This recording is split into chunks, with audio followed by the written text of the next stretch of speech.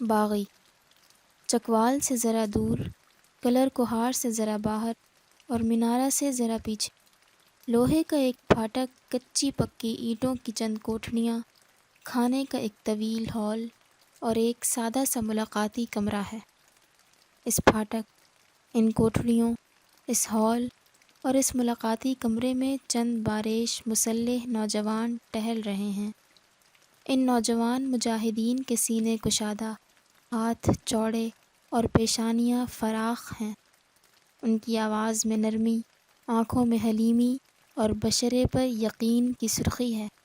یہ مولانا اکرم اوان کے ان ہزار باغیوں میں سے چند ہیں جو وفاقی اور صوبائی دارالحکومتوں سے سینکڑوں میل دور کھڑے ہو کر انقلاب کی چاپ سن رہے ہیں۔ یہ لوگ بیک وقت ٹرینڈ فوجی، بہترین ایڈمنسٹریٹر، شاندار معلم اور کائنات کی وسعتوں میں اترنے اور انسانی باطن میں جھانکنے والے مکمل صوفی ہیں۔ آپ ان سے ہاتھ ملائیں، آپ کو ان میں مجاہد کی گرمی اور فوجی کی سختی ملے گی۔ آپ ان کی آنکھوں میں جھانک کر دیکھیں، آپ کو وہاں میزبانی کی حلیمی اور شاعر کی نرمی ملے گی۔ آپ ان کی باتیں سنیں، آپ کو ان میں صوفی کے لہجے کی مٹھاس اور مغنی کے گلے کی نزاکت ملے گی۔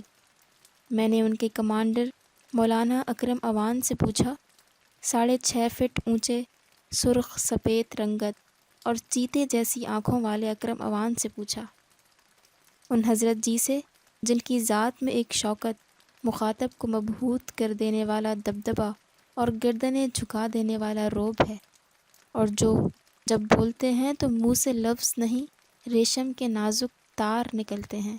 میں نے پوچھا، یہ کون لوگ ہیں؟ اطمینان سے لبریز لہجے میں بولے، یہ کل کے حکمران ہیں، ان میں کچھ گورنر ہیں، کچھ چیئرمین، کچھ سیکریٹری اور کچھ کمانڈر۔ میں نے حیران ہو کر پوچھا، کون سا کل؟ اسی سکون سے بولے، وہ کل جب پاکستان دنیا کی واحد اسلامی سپر پاور ہوگا۔ میں نے انہیں مزید کریدنے کی کوشش کی، موجودہ نظام کا کیا بنے گا؟ بلند قامت صوفی نے اتنا ہی بلند و بالا قہقہہ لگایا۔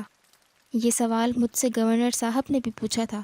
میں نے انہیں جواب دیا تھا، جناب یہ نظام اب گیا تو آپ لوگوں کو ساتھ لے کر جائے گا۔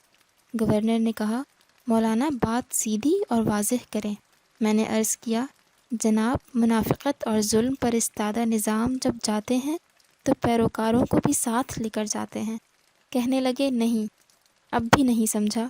تو میں نے عرض کیا، گورنر صاحب آپ کی حکومت، آپ کا احتساب بیورو، آپ کی عدالتیں اور آپ کی پولیس جس آصف علی زرداری کو کرپٹ، چور اور ڈاکو قرار دے رہی ہے، وہی آصف علی زرداری نہ صرف ملک کے معزز ترین ایوان کا رکن ہے، بلکہ ملک کی تقدیر کے فیصلوں کے لیے بلائے جانے والے ہر اجلاس میں اپنا ووٹ بھی ڈالتا ہے۔ یہ منافقت نہیں ہے تو کیا ہے؟ یہ ظلم نہیں ہے کہ ہر ایک نظام ایک شخص کو چور بنا کر یہ ظلم نہیں تو کیا ہے کہ ایک نظام ایک شخص کو چور بنا کر کٹہرے میں بھی کھڑا کر رہا ہے اور اسی وقت اسے سینیٹر کے حقوق بھی دے رہا ہے؟ میں نے پوچھا، کیا اس نظام کے خاتمے کی واحد وجہ یہی ہوگی؟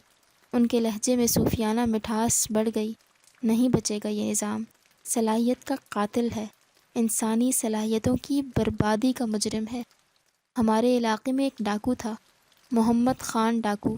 یہ شخص تنے تنہا ایوب خان جیسے مضبوط حکمران سے لڑتا رہا۔ پورے ملک کی پولیس، ساری انتظامیہ اس کا حوصلہ نہ توڑ سکی۔ جب گرفتار ہوا تو اسے 62 بار پھانسی کی سزا سنائی گئی۔ یہ 26 برس تک قید میں رہا، لیکن یہ قید، کال کوٹھڑی اور عدالتیں اس کے اعصاب نہ توڑ سکیں۔ وہ تر و تازہ رہا اور اس نے 72 سال کی طویل عمر پائی۔ ذرا سوچو، یہ شخص اگر فوج میں ہوتا تو کیا اس جیسا کوئی دوسرا کمانڈر ہوتا؟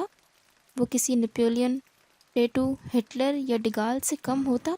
لیکن افسوس، اس نظام نے اسے جرنیل کے بجائے ڈاکو بنا دیا۔ یہ نظام صلاحیت کا قاتل ہے۔ یہ عمر کو عمر بن خطاب بناتا ہے، اسے امیر المؤمنین حضرت عمر فاروق رضی اللہ تعالیٰ عنہ نہیں بناتا۔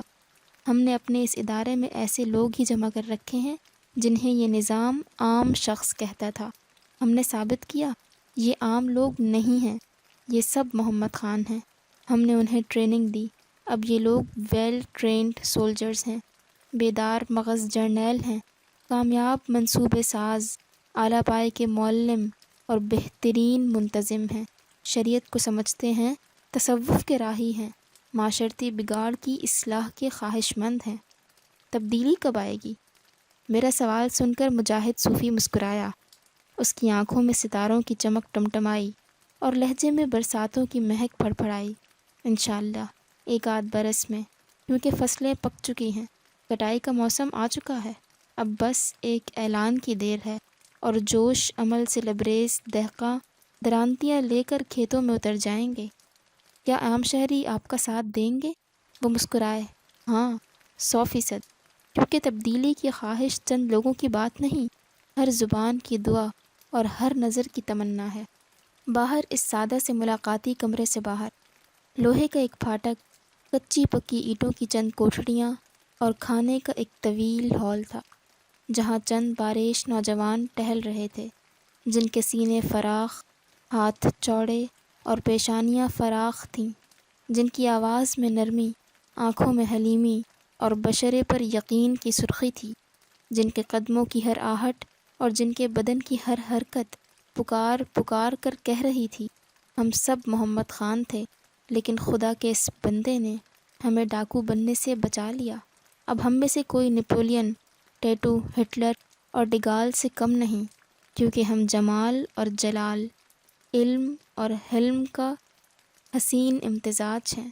ہم صوفی بھی ہیں اور مجاہد بھی، ہم سپاہی بھی ہیں اور عالم بھی، اور جب یہ سارے عناصر ایک جگہ جمع ہو جاتے ہیں تو پھر ایسے باغی جنم لیتے ہیں، انقلاب جن کی منزل کا پہلا سنگ میل اور تبدیلی جن کی کتاب کا پہلا ورق ہوتی ہے۔